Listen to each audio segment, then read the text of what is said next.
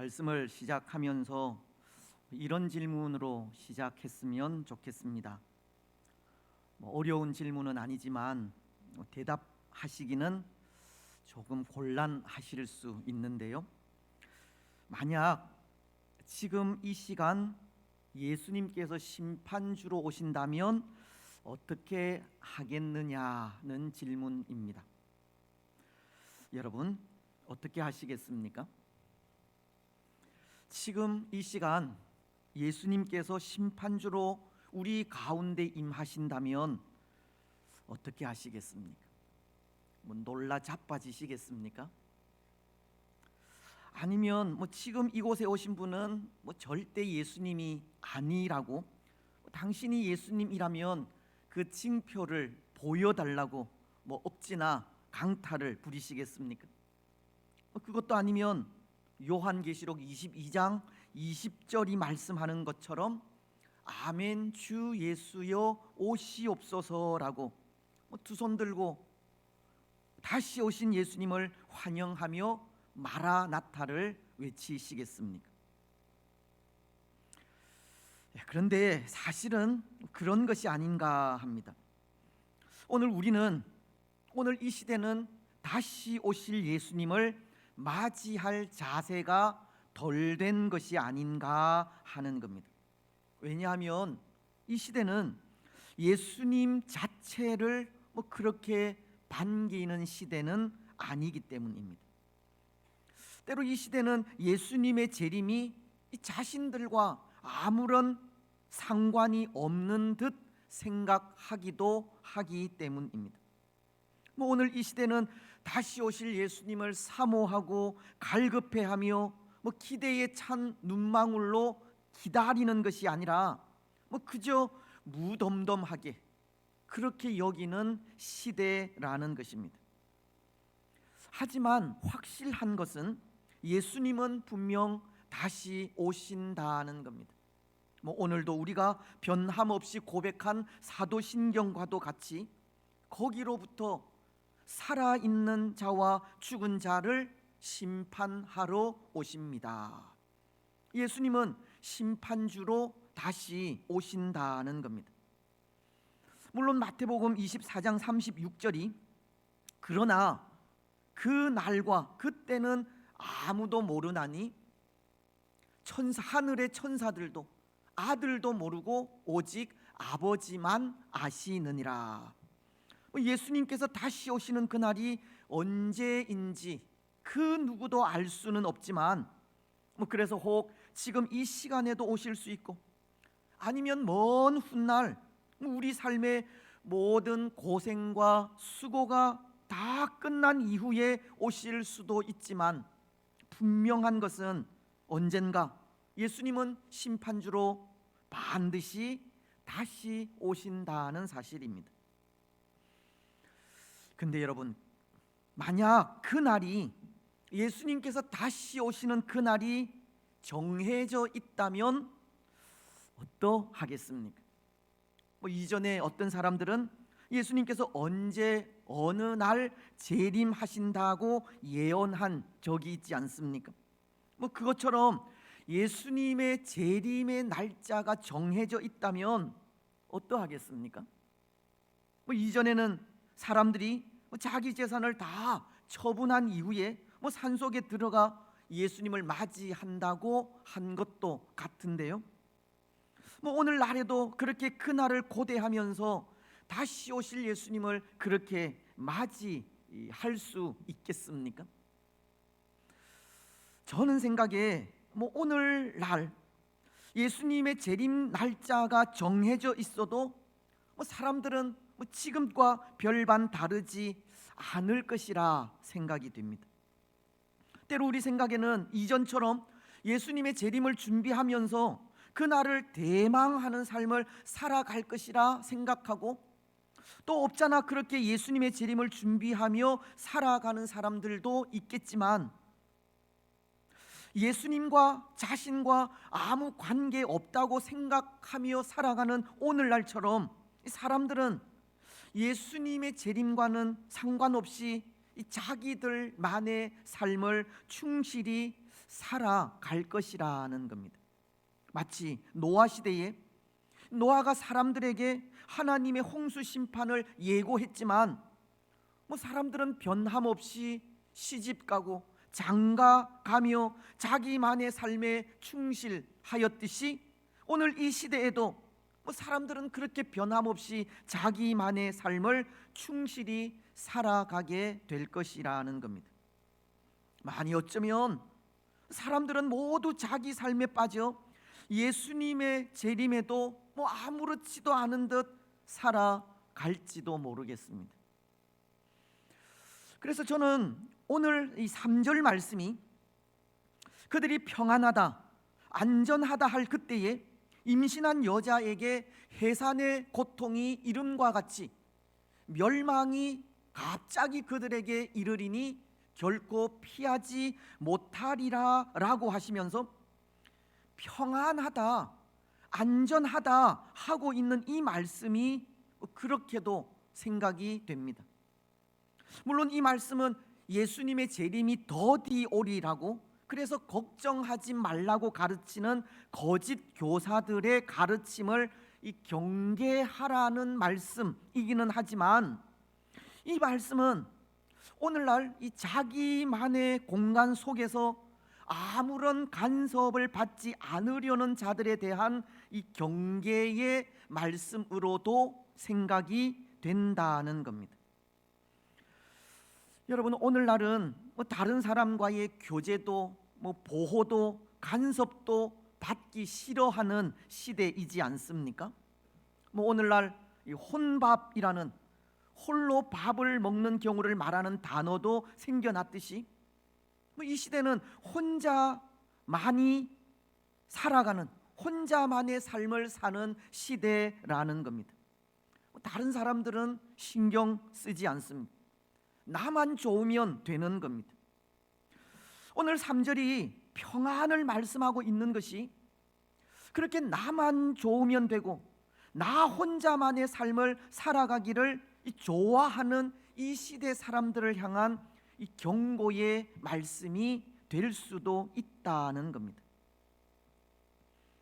그래서 때로 염려가 되는 것이 요즘 세대를 향한 염려입니다. 요즘 젊은이들을 MZ세대라고 하지 않습니까? 앞서 말씀드린 자기만의 공간 속에서 그 누구의 제재도 간섭도 받지 않으려는 세대를 말하는 것인데요, 이 시대 젊은이들은 그렇게 자기만의 공간 속에서 자기만의 평안을 누리려 한다는 겁니다. 그렇다면 이들은 예수님도 신앙도 교회도 봉사도 모르고 살아갈 수밖에 없습니다. 더군다나 예수님의 재림에는 더욱 관심이 없을 수밖에 없을 것이고, 설령 재림의 날이 찾아온다고 해도 아무런 반응도 하지 않을 것이 분명합니다. 하지만 그렇다고 하나님의 심판이 그들을 외면하고 피해가지 않습니다. 사람들은 예수님의 재림에 아무런 관심을 두지 않고 자기만의 평안을 누릴 수는 있지만 호련히 임하게 되는 심판의 때 심판을 준비하지 못한 그들에게 심판은 임하기 때문입니다. 예수님의 재림을 기다리고 준비하지 못한 사람들은 반드시 심판을 받게 된다는 겁니다. 마치 기름을 준비하지 못하여 신랑을 맞이하지 못한 미련한 5 처녀가 그것을 증거해 주고 있는 것과도 같은 겁니다. 마태복음은 25장 3절을 통해 미련한 자들은 등을 가지되 기름을 가지지 아니하고 라고 하면서 10절을 통해 이렇게 말씀하십니다. 그들이 사러 간 사이에 신랑이 오므로 준비하였던 자들은 함께 혼인잔치에 들어가고 문은 닫힌지라. 기름을 준비하지 못한 미련한 5 처녀들이 기름을 사러 간 사이에 신랑은 오고 문은 닫혀져 버린 겁니다. 오늘 이 시대가 어떠하든 또 시대를 살아가는 세대가 어떻든 예수님의 재림을 기다리고 준비하지 않으면 다시 오실 예수님을 결코 맞이할 수 없게 된다는 것을 가르치는 겁니다. 아무리 신세대라 하더라도 심판주로 다시 오시는 예수님의 심판을 피해 갈 길이 없습니다. 그래서 오늘 우리는 시대와 세대와 상관없이 이 시대를 바라보고 믿음으로 그때를 준비해 가야 하는 겁니다. 여러분, 오늘 우리는 예수님의 재림이 비록 100년 후의 일이라 할지라도 평안하다, 안전하다 하지 마시고 그날을 기다리면서 신실하게 믿음의 삶을 살아가시기 바랍니다. 오늘 본문을 통해 사도 바울이 우리에게 가르치는 말씀도 그것입니다. 예수님이 다시 오시는 때는 그 누구도 알 수 없지만 그날을 기다리며 신실하게 믿음의 삶을 살아가라는 겁니다. 지난 주일에도 그런 말씀을 드리지 않았습니까? 데살로니가 교인들이 가지고 있던 의문, 곧 믿음 안에서 죽은 성도들이 예수님의 재림시 어떻게 될까 하는 의문에 바울은 믿음의 사람들이 죽어서 그 육체가 흙으로 돌아간다고 해도 예수님께서 재림하실 때 죽은 자들이 살아있는 자들보다 먼저 일어나 예수님을 영접하게 되고 이후에 살아있는 자들도 이 구름 속으로 끌어올려져 예수님을 영접하여 예수님과 함께 살게 된다고 하면서 그 말씀으로 서로를 위로하라고 하셨습니다. 죽음 이후의 삶에 대해 쏟는 관심이나 예수님의 재림에 가진 마음보다 믿음의 삶을 더 아름답게 살아가라는 말씀을 하신 겁니다. 오늘 말씀도 그렇다는 겁니다. 예수님의 재림에 관한 일보다는 믿음으로 사는 삶에 더 충실하라는 말씀을 하고 있습니다. 1절은 이렇게 말씀하기 때문입니다. 형제들아, 때와 시기에 관하여는 너희에게 쓸 것이 없음은. 바울은 예수님의 재림의 때에 관하여는 쓸 것이 없다고 합니다. 왜냐하면 이미 바울은 데살로니가 교인들에게 그것을 가르쳤기 때문입니다. 하지만 또 하나 이 말씀이 가르치는 것은 예수님을 영접한 성도들에겐 그때가 되어도 걱정할 필요가 없다는 뜻도 됩니다. 왜냐하면 항상 깨어서 그날을 준비하면 되기 때문입니다. 그래서 바울은 먼저 2절을 통해 그 때와 시기에 관해 가르치게 된 겁니다. 주의 날이 밤에 도둑같이 이를 줄을 너희 자신이 자세히 알기 때문이라. 주의 날이 밤에 도둑같이 이른다고 바울은 이미 예수님께서 다시 오시는 그날은 알 수 없게 임한다고 가르친 겁니다. 모두가 잠들어 있는 밤에 도둑이 알 수 없게 찾아오듯 예수님의 오심도 그러하다는 겁니다. 근데 여러분, 여기 이 말씀은 도둑이 언제 찾아올지 알 수 없게 임한다고 하는 그것에 중점을 둔 말씀이 아닙니다. 도둑은 언제 어떻게 찾아올지 알 수 없기에 그것을 준비하라고 하시는 말씀에 중점을 둔 말씀입니다. 결국 이 말씀은 예수님의 재림이 언제인지 알 수 없지만 도둑이 올 것을 예상하면 그것을 막기 위해 만반의 준비를 하게 되듯 예수님의 오심도 그렇게 준비하라고 하는 뜻인 겁니다.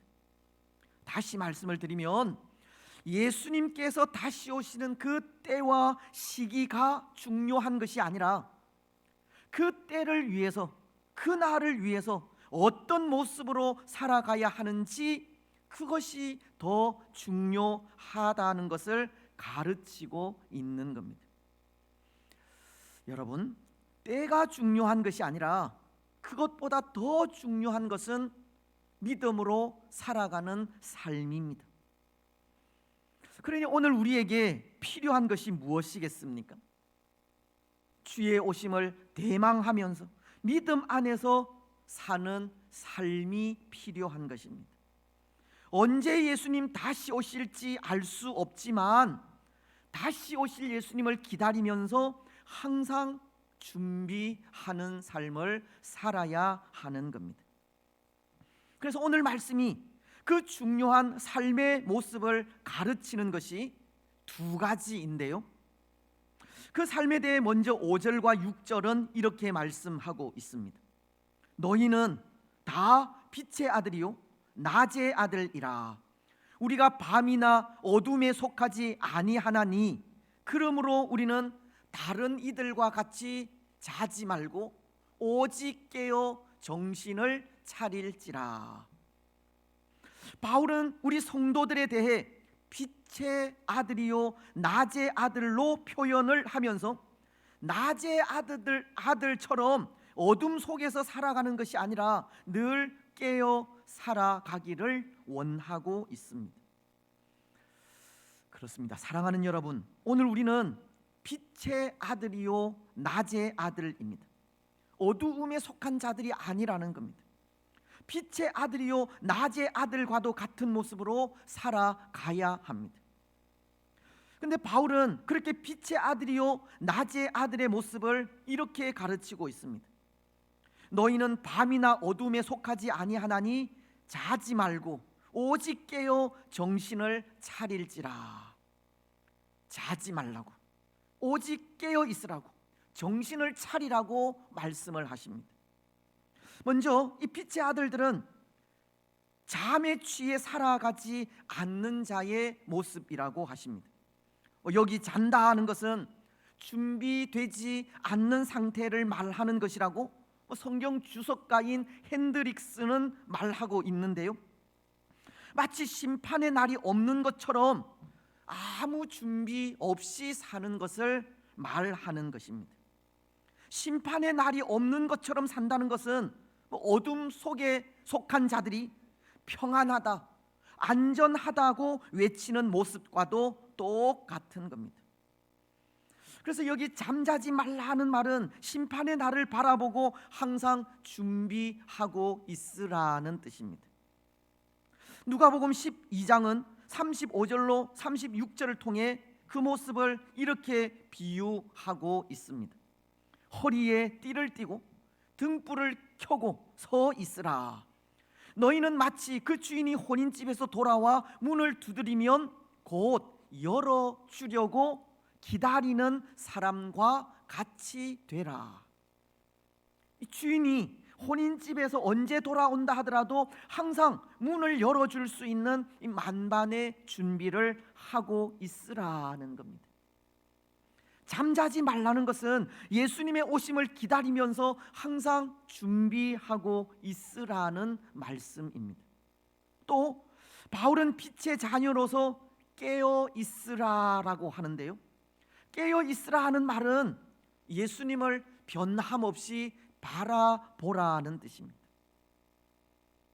때로 예수님의 재림을 기다리면서 어떤 날은 낙심되는 날이 있을 수도 있고 또 어떤 날은 소망을 잃어버리는 날도 있을 수 있지만, 그럼에도 예수님께 소망을 두면서 변함없이 예수님만을 바라보라는 것이 깨어 있으라는 말씀의 뜻입니다. 다시 오셔서 예수 믿는 우리를 영광 중에 거하게 하실 예수님을 기억하면서 한결같은 마음으로 예수님을 바라보라는 겁니다. 예수님만 바라보는 삶이 깨어있는 삶이라고 하시는 겁니다. 그리고 또 하나, 오늘 바울은 정신을 차리라고도 합니다. 정신을 차리라. 이것은 영적으로나 도덕적으로나 진실하라는 뜻입니다.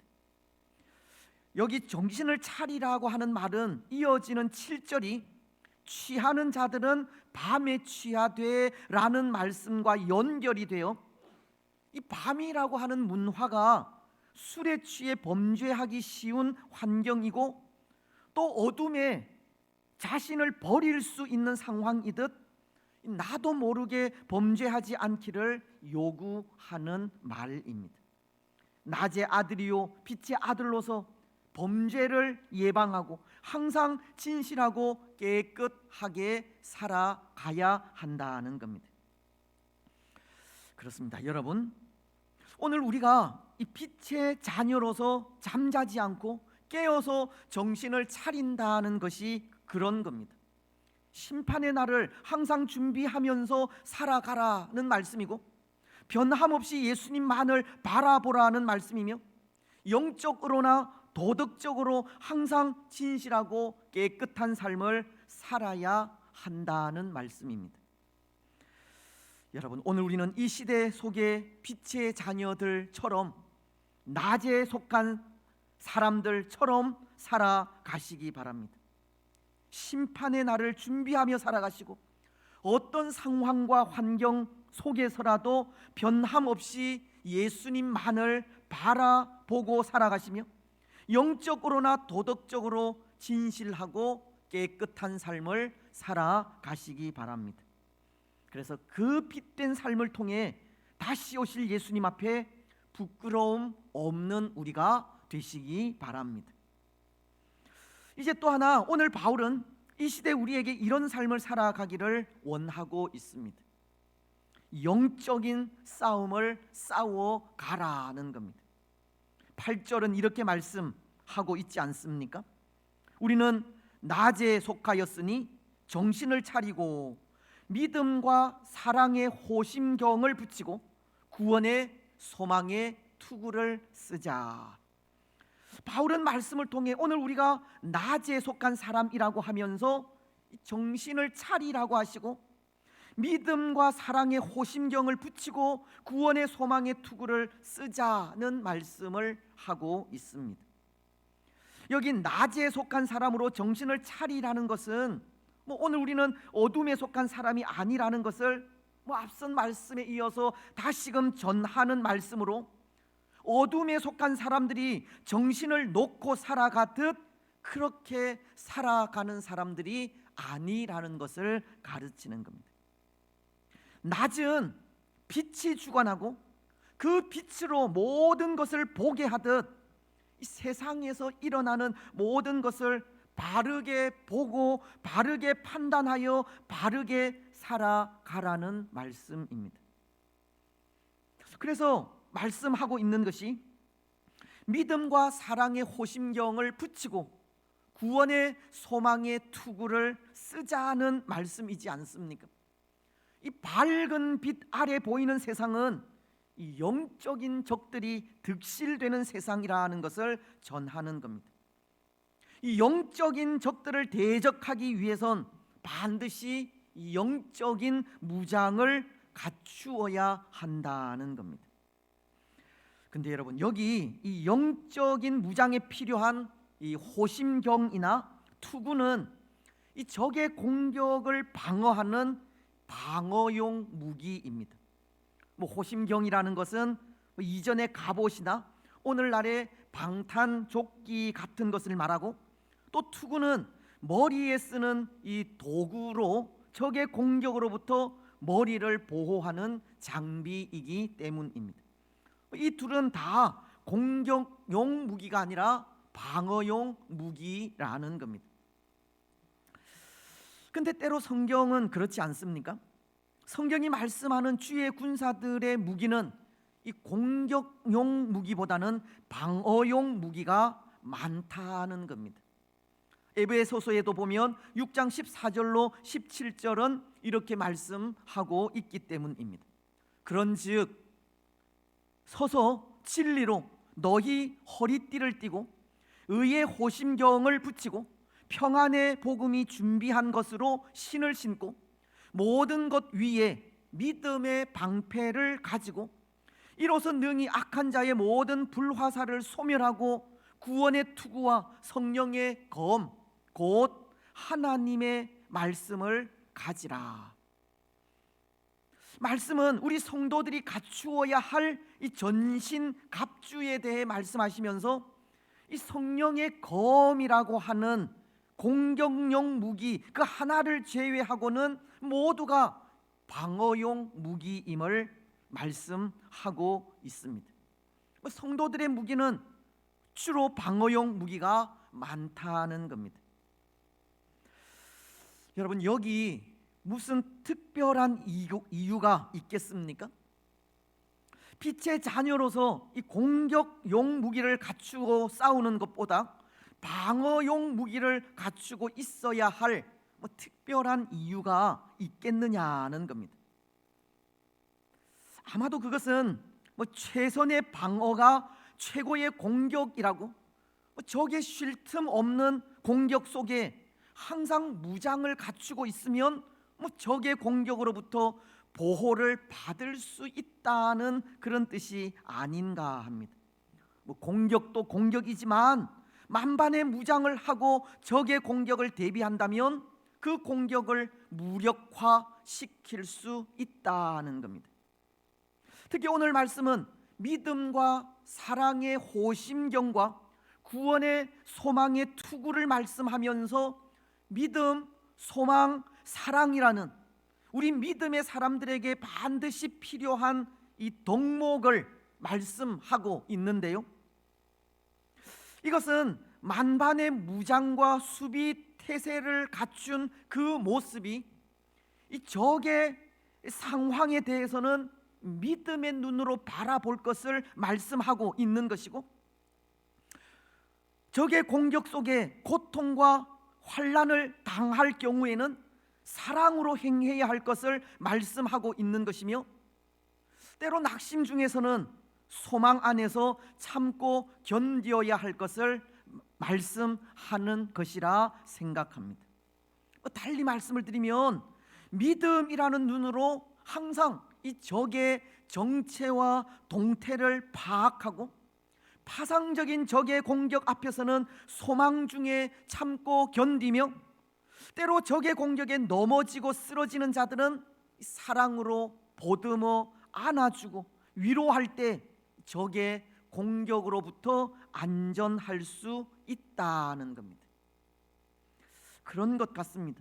오늘 우리에게 방어용 무기가 필요한 것이 이 적의 공격으로부터 교회 공동체, 성도들을 보호하기 위해서입니다. 믿음을 지키고 사랑으로 하나 되며 하나 된 교회로 소망 중에 거하게 하기 위해서입니다. 오늘 교회를 공격하는 사탄의 공격 앞에 방어용 무기는 교회를 보호하고 교회를 하나 되게 한다는 겁니다.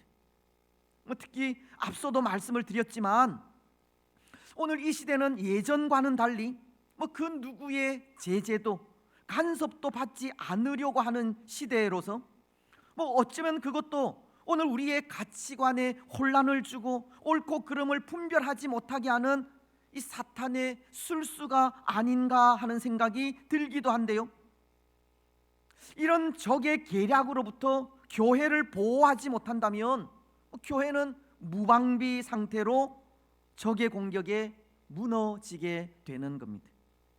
하지만 항상 깨어서 믿음의 눈으로 적의 정체를 파악하고 살핀다면, 그리고 소망 중에 사랑으로 인내하고 보살핀다면 교회는 적의 공격으로부터 보호를 받을 수 있는 겁니다. 여러분, 오늘 이 시대를 살아가는 우리에게 필요한 것은 믿음과 소망과 사랑입니다. 믿음과 소망과 사랑의 삶이 우리를 공격하는 적으로부터 우리 교회라는 공동체를 보호합니다. 더 나아가 믿음과 소망과 사랑의 삶은 이 혼란스러운 시대에 이 시대 정신으로부터 우리를 보호합니다. 오늘 우리는 믿음과 사랑과 사랑의 호심경과 구원의 소망의 투구로 적의 공격을 막아야 하고, 믿음과 소망과 사랑으로 우리의 정체성을 지켜가야 합니다. 오늘 알게 모르게 찾아오는 사탄의 공격으로부터 우리 신앙을 잘 지켜가야 하고, 우리 자녀들이 변함없이 구원받은 하나님의 백성으로 살아갈 수 있도록 해야 합니다. 그래서 오늘 9절은 이렇게 말씀하시는 것인데요, 하나님이 우리를 세우심은 노하심에 이르게 하심이 아니요 오직 우리 주 예수 그리스도로 말미암아 구원을 받게 하심이라. 오늘 우리에게 믿음을 주신 것, 예수님으로 말미암아 구원을 받게 하려 하심이라고 하셨습니다. 또 우리를 통해 우리 자녀들과 주위 사람들이 구원의 길을 발견할 수 있게 하심이라고 하셨습니다. 오늘 우리는 믿음과 소망과 사랑의 삶으로 이 세상을 참 구주이신 예수님께로 인도해야 하는 겁니다. 여러분, 오늘 우리는 믿음과 소망과 사랑으로 적들로부터 우리 자녀들을 지켜가시기 바랍니다. 세상의 많은 사람들을 구원자이신 예수 그리스도 안에서 안전히 거하게 하시기를 바랍니다.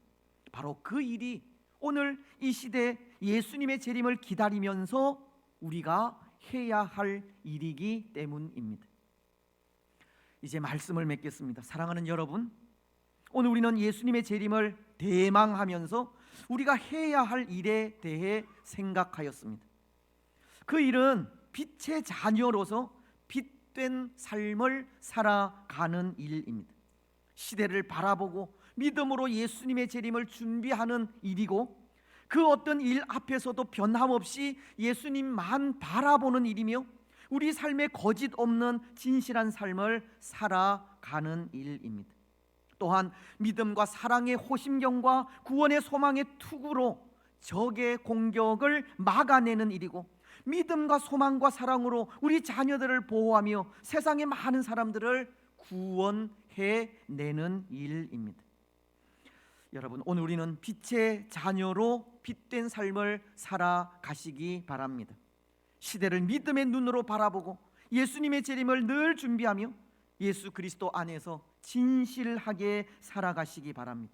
그리고 오늘 11절이 그러므로 피차 권면하고 서로 덕을 세우기를 너희가 하는 것 같이 하라 라고 말씀하고 있듯이, 믿음과 소망과 사랑의 삶으로 사람들에게 덕을 끼치시기 바랍니다. 그래서 그 삶을 통해 이 시대를 더욱 지혜롭게 살아가는 복된 성도들이 되시기를 주님의 이름으로 축복합니다. 아멘.